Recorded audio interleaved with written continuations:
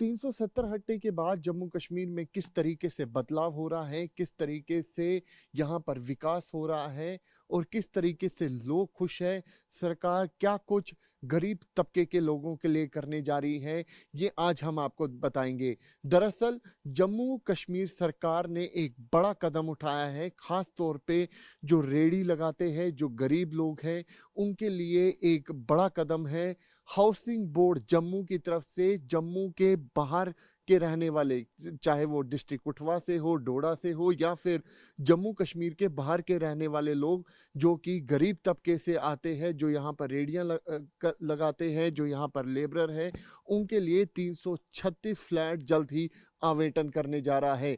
इस समय मैं मौजूद हूँ जम्मू के सुंजवा इलाके में, जहां पर हाउसिंग बोर्ड की तरफ से तकरीबन 336 फ्लैट जो है वो यहाँ पर बनाए गए हैं और जल्द ही उन गरीब तबके के लोगों को ये फ्लैट दिए जाएंगे जो जम्मू में काम कर रहे हैं।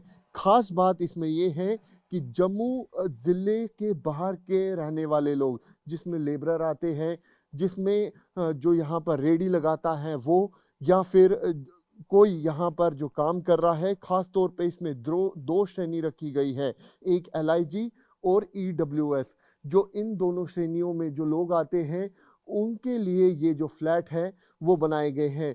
दरअसल जम्मू कश्मीर सरकार की तरफ से ये कदम जो है वो काफ़ी ज़्यादा अप्रिशिएट आम जनता की तरफ से किया जा रहा है, खास तौर पे गरीब तबकों की लोगों की तरफ से सरकार को धन्यवाद भी दिया जा रहा है। लेकिन इन सब के बीच अब हम आपको उन फ्लैट के अंदर लेके चलेंगे जो हाउसिंग बोर्ड की तरफ से यहाँ पर बनाए गए हैं और इसकी खासियत भी बताएंगे। ये जो फ्लैट है, ये एक फ्लैट के अंदर 1 BHK ये फ्लैट बनाया गया है।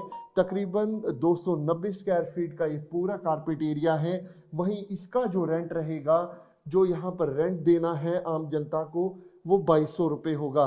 तकरीबन 336 फ्लैट जो है वो यहाँ पर बनाए गए हैं। वहीं आप तस्वीरों में देख सकते हैं, ये वो फ्लैट है जो लगभग बनकर तैयार है। ये हाउसिंग बोर्ड की तरफ से ये फ्लैट जो है वो बनाए गए हैं। तस्वीरों में आप देखिए कि किस तरीके से 1 BHK का जो हॉल है वो यहाँ पर बनाया गया है। हालांकि इतना साफ है कि फिलहाल इसका जो रेंट है, जो रेंट भरना है इस फ्लैट का, वो 2200 रुपये होगा।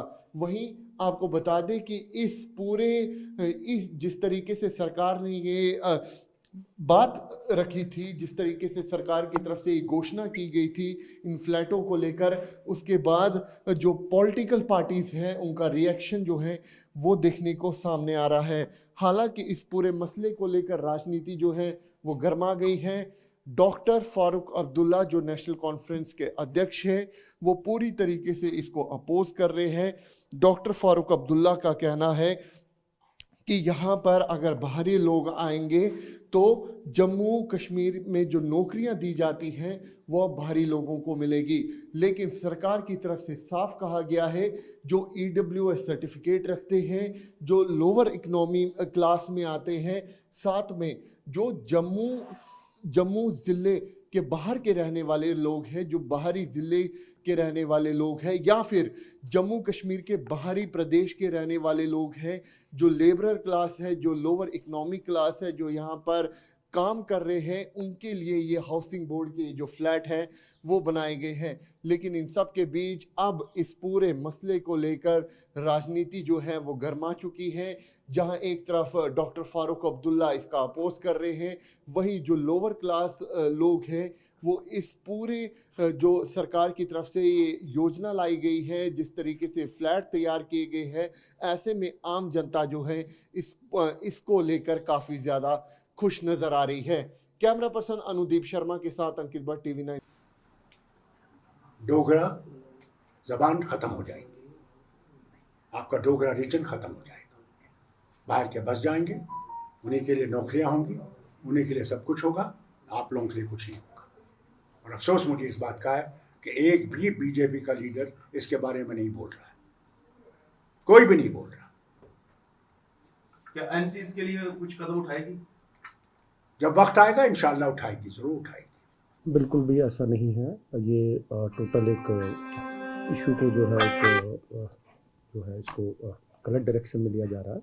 ऐसा कुछ भी नहीं है।